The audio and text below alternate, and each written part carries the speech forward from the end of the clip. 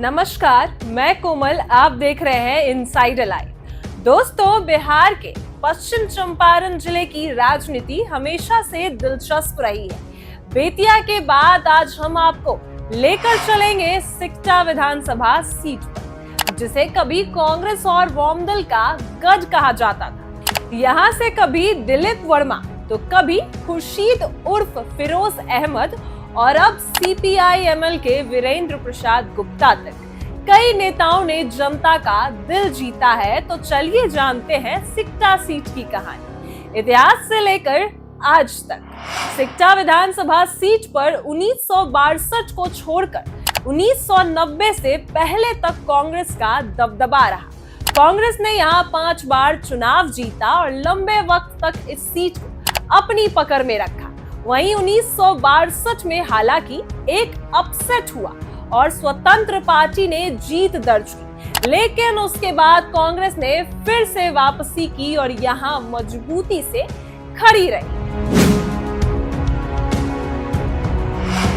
1980 में जब जनता पार्टी की लहर चली तो उसका असर सिकटा पर भी पड़ा। जनता पार्टी ने जीत हासिल की और कांग्रेस का गढ़ पहली बार हिला।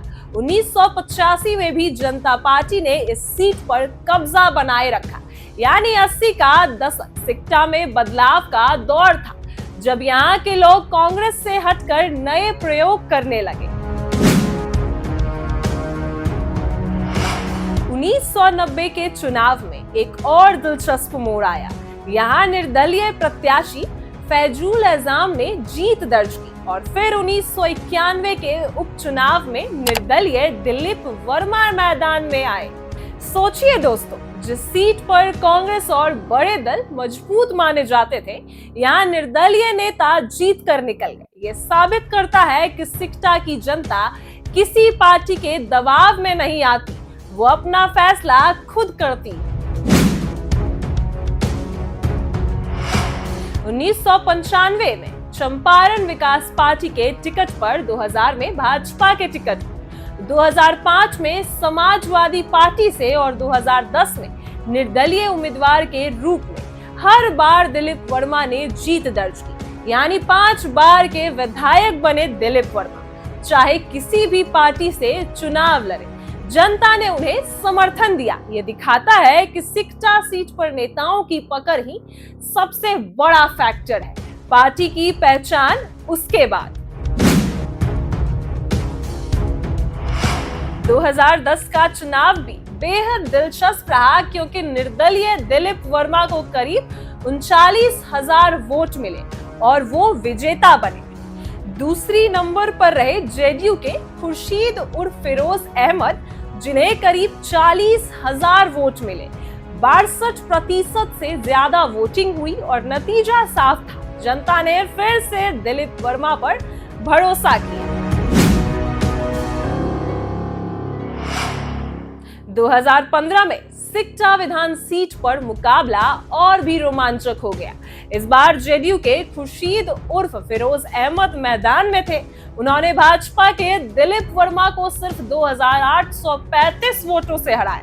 खुर्शीद को करीब 70,000 वोट मिले, जबकि दिलीप वर्मा को 67,000। सोचिए, महज 3,000 वोटों का फर्क और सत्ता बदल गई। यही है सिकटा का ड्रामा।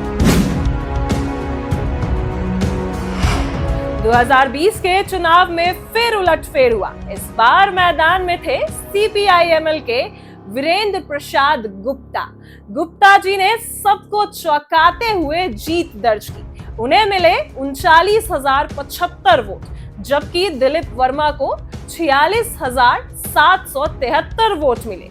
तीसरे नंबर पर रहे जेडीयू प्रत्याशी खुर्शीद उर्फ फिरोज अहमद। यानी जनता ने एक बार फिर से नया चेहरा चुनकर बता दिया कि सिकटा में बदलाव हर वक्त संभव है।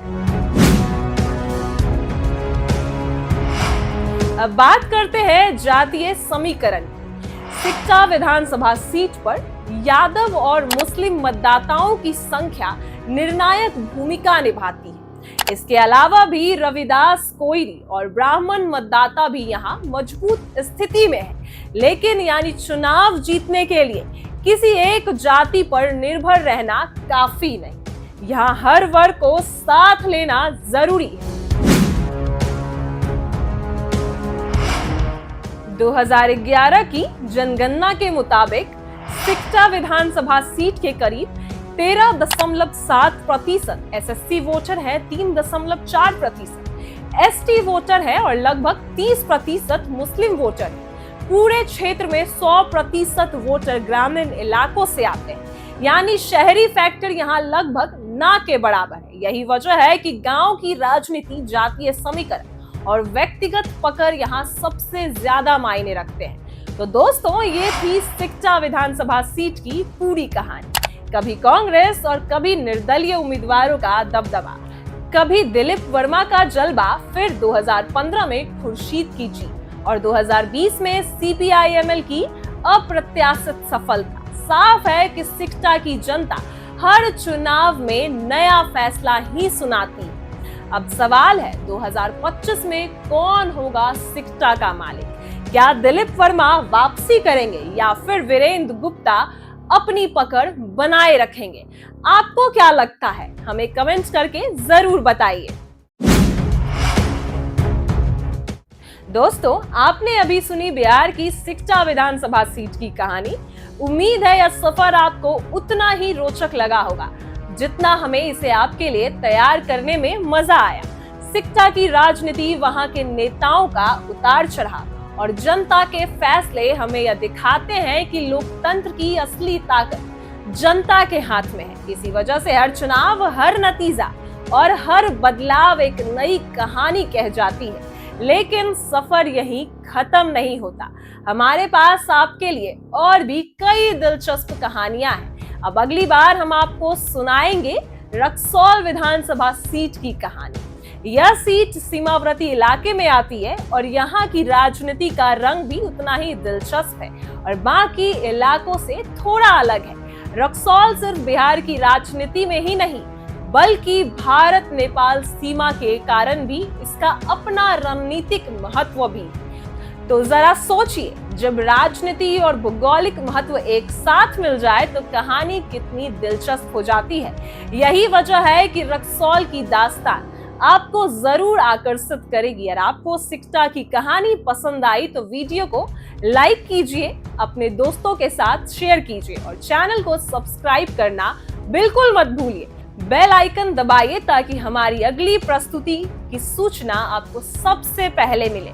तो मिलते हैं आपसे बहुत जल्द रक्सौल विधानसभा सीट की पूरी कहानी के साथ। तब तक जुड़े रहिए हमारे साथ और देखते रहिए बिहार की राजनीति की अनसुनी दास्तानें।